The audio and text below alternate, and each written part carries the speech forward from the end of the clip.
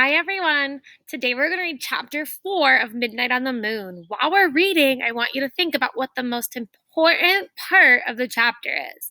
Once we're done reading, your job will be to write a summary of the chapter. Chapter 4, Moon Rabbits. Oh, wow, said Annie. She took a step forward. Jack stood frozen. He wanted to get a good look at everything first. He stared at the ground. He was standing in a layer of gray dust as fine as powder. Footprints were everywhere. Jack wondered who had made them. He reached into his pack for the moon book. To his surprise, it was light as a feather. He found pictures of the footprints on the moon. He read, "The moon has no rain or wind to blow the dust around, so footprints will never wear away naturally, not even in a billion years." "Oh, man," said Jack. The moon was the stillest place he had ever been. It was as still as a picture, and its stillness would never, ever end. Jack stared at the inky black sky. A lovely blue and white ball glowed far away. Earth! For the first time, it really hit Jack. They were in outer space. "Look!" Annie cried, laughing. She bounded past Jack, almost flying through the air. She landed on her feet, then she jumped again. "I'm a moon rabbit," she called. Jack laughed. How does she do that, he wondered. He turned the page and read, "A person weighs less on the moon because the moon's low gravity and lack of air. If you weigh 60 pounds on Earth, you would only weigh 10 pounds on the moon." "Don't just stand there reading," said Annie. She grabbed the book from Jack's hand, and then she tossed it into space. It flew far away. Jack started after it.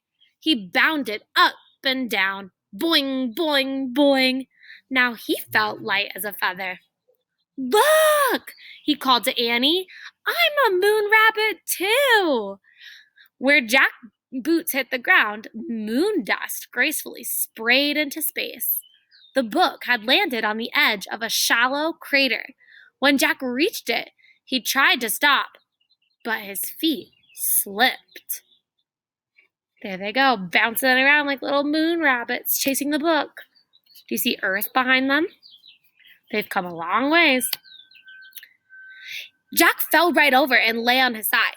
He tried to stand, but he was off balance. He tried again, but the dust was too deep, and his spacesuit was too clumsy. "You okay?" asked Annie. "I can't get up," said Jack. "You shouldn't have been goofing off," said Annie wisely. "You goofed off first," said Jack. "Now help me up, please." Annie started towards him. "Don't fall too," warned Jack. "I won't." Annie moved very slowly. She half floated, half walked. "Give me your hand," she said. Annie grabbed Jack's hand. She pressed her boots against his and pulled him up. "Thanks," he said. "No problem," she said. "It was easy. You were really light." "Thank goodness," said Jack. "It's impossible to get up alone." He picked up the moon book. It was covered with dust. He brushed it off. "Oh, wow. Look," said Annie. She stood at the edge of a crater. "What is it?" said Jack. "A moon buggy," said Annie. The buggy was parked in the crater. It had 4 huge wheels. "Let's go for a ride," said Annie. "We can't," said Jack. "We have just 2 hours of air in our tanks, remember? I bet we'll find the M thing faster if we take the moon buggy." Annie bounded into the crater. "But we can't drive," said Jack. "I bet I can drive this," said Annie. "It looks easy. Come on." She jumped into the driver's seat. "But you don't have a license," said Jack. "Who cares?" said Annie. "There aren't any roads on the moon, or stoplights, or policemen." She was right, Jack thought. "Well, go slow," he said, and he climbed in beside her. Annie pushed the button labeled "on," and the moon buggy lurched backwards. "Yikes," said Annie. "Step on the brakes," said Jack. Annie pressed a pedal on the floor. The buggy stopped with a jerk. "Whew," she said. "It must be in reverse," said Jack. "Let me study this." But before he could say anything, Annie pushed another button. The buggy tilted back, and its front wheels started to rise in the air.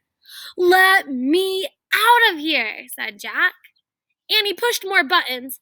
The buggy's front wheels landed back on the ground, and the buggy leaped forward. Slower, said Jack. I can't, said Annie. I don't know how. Annie steered the buggy over the tracks on the ground. The wide wheels kept it from sinking into the deep dust. Careful, said Jack. The buggy zoomed out of the crater. The gray clouds of dust rose behind them as they took off across the moon. All right, my friends, I want you to take your time now and think about what is the summary of this chapter. We're thinking about what the most important thing is. What are Jack and Annie driving? That might be important to remember. And what are they driving on? Are they on Earth? Or are they somewhere new? Once you have your summary in your brain, you're going to pick how you write, okay? So you have the same two options that you had yesterday. Option 1, you can go on the drawing app on Seesaw, draw your lines, write your words, and then on a new page, draw your picture. Option 2, you can get your regular paper and pencil and write just like we used to do during the school day.